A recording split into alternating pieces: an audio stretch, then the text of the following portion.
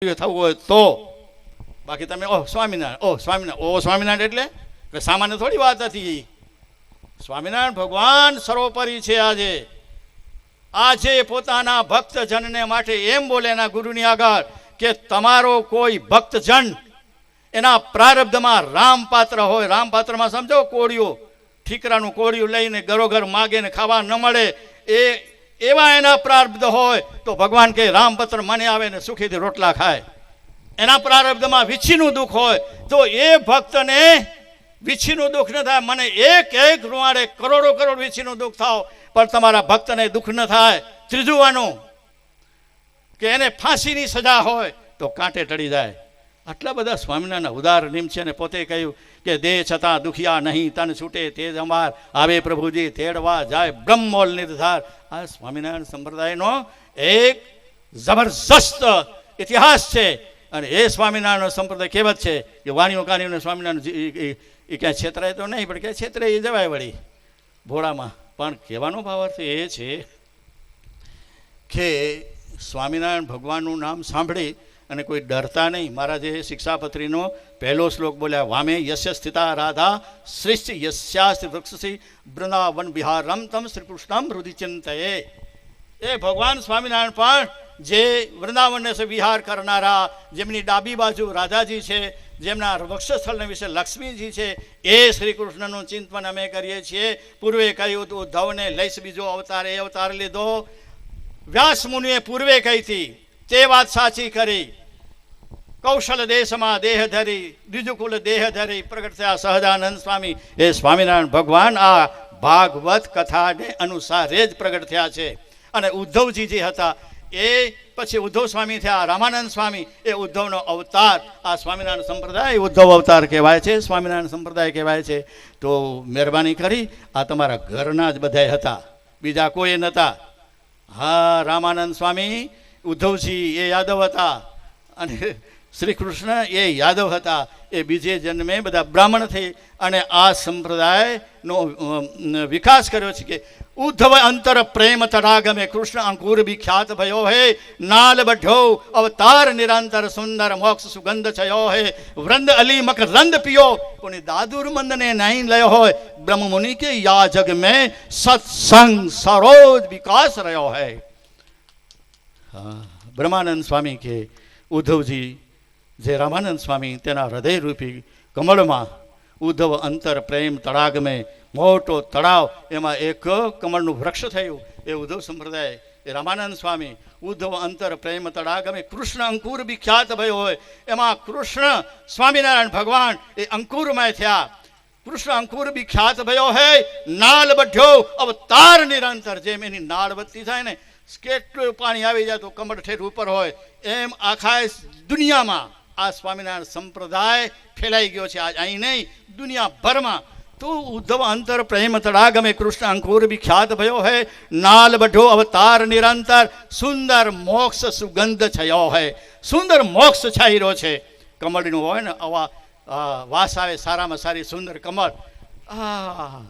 સુંદર મોક્ષ સુગંધ છયો હે, એ વૃંદ અલી મકરંદ પિયો. હા, એનો રસ અને એનો સુગંધ તો ભમરાઓને આવી. સુંદર મોક્ષ સુગંધ છયો હે, વૃંદ અલી એટલે ભમરાના સમુદાયે આ સુગંધને માણ્યો, આનંદ પામ્યા. સુંદર મોક્ષ સુગંધ થયો હે, વૃંદ અલી મકરંદ પિયો પુની, દાદુર મંદને નહીં લયો. મંદ બુદ્ધિવાળા ડેડ ખાવો તો ગારામાં ઘૂંચી ગયા, એને સુગંધ ન મળી. એમ હવે ગારામાં ન ઘૂંચી જતા, કેવા વાળા વારે વારે નહીં આવે. સાંભળી લેજો, સત્સંગ કરી લેજો. આ કથાના માધ્યમથી જરૂર એક નિયમ લેજો. મારે જીવન પર્યંત આ ન ખાવું, મારે જીવન પર્યંત હવે કોઈ ટેવ પડી હોય, હવે આ લઈ લેજો નિયમ, એ બંધ કરો. અને મને ભીખાભાઈ ઘણો આગ્રહ કર્યો કે તમે આવો ને આવો. કે મેં કહ્યું શરીર તો આમ છે, પેલા મને કે કથા કરો. કે મેં કથા હવે મારા જ નહીં થાય. હા, શરીર છે ભાઈ, આ બધા સમય પ્રમાણે તો શરીરને થોડોક અનુસરવું જોઈએ.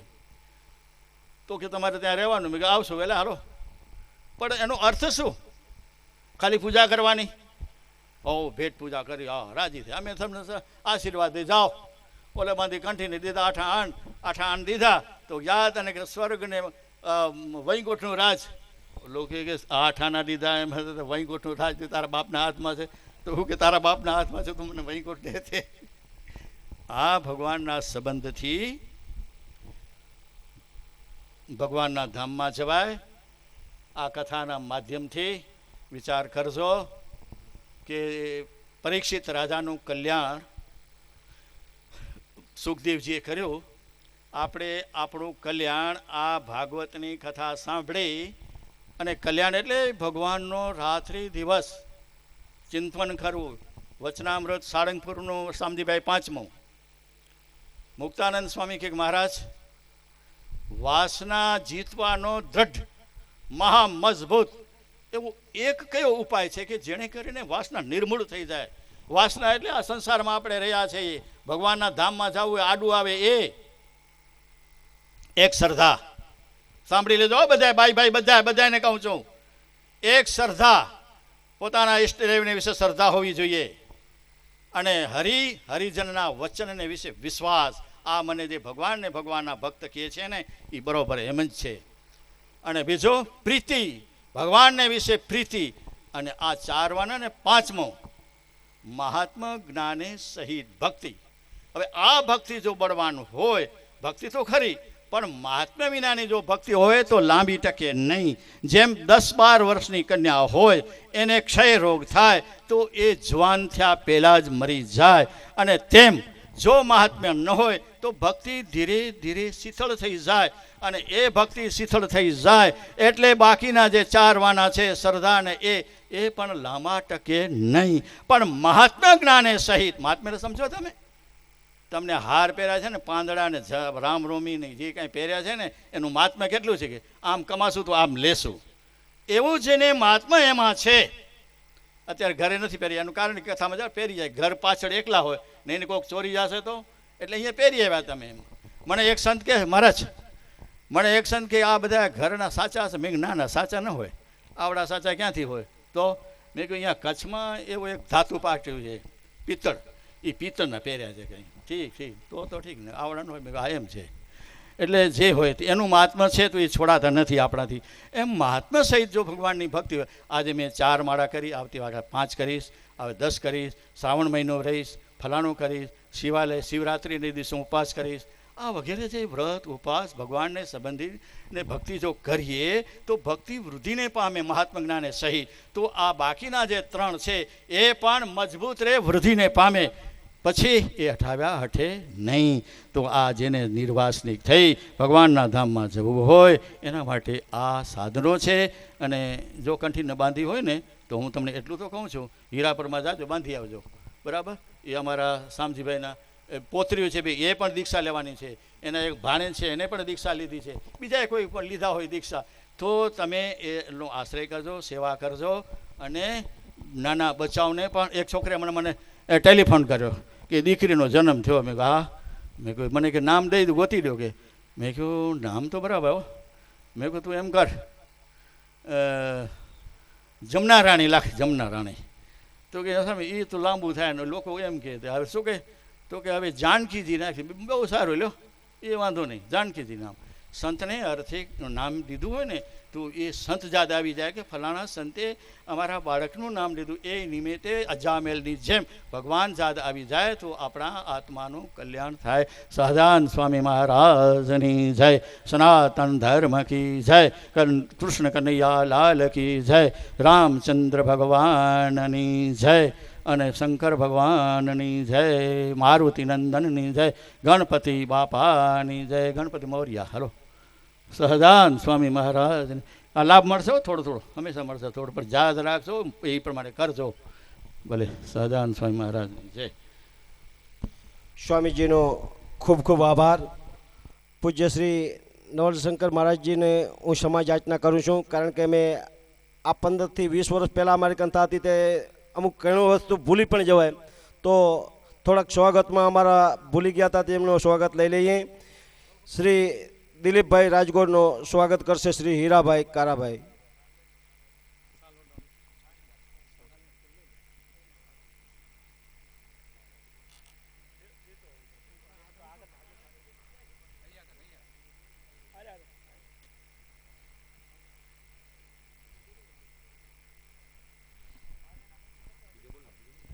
ત્યારબાદ બિપિનભાઈ મહેતાનું સ્વાગત કરશે વિશાભાઈ કારાભાઈ.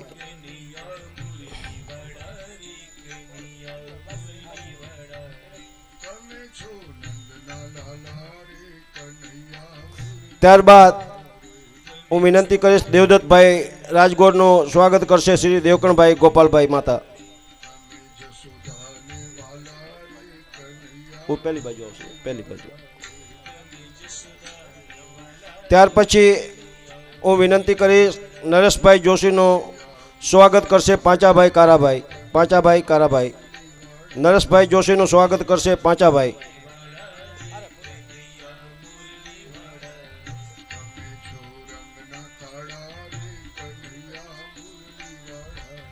ત્યાર પછી વિનંતી કરીશ નરેશભાઈ જોશીનું પાંચાભાઈ. ત્યારબાદ ચરણદાસ સાધુનું સ્વાગત કરશે દેવજીભાઈ કારાભાઈ.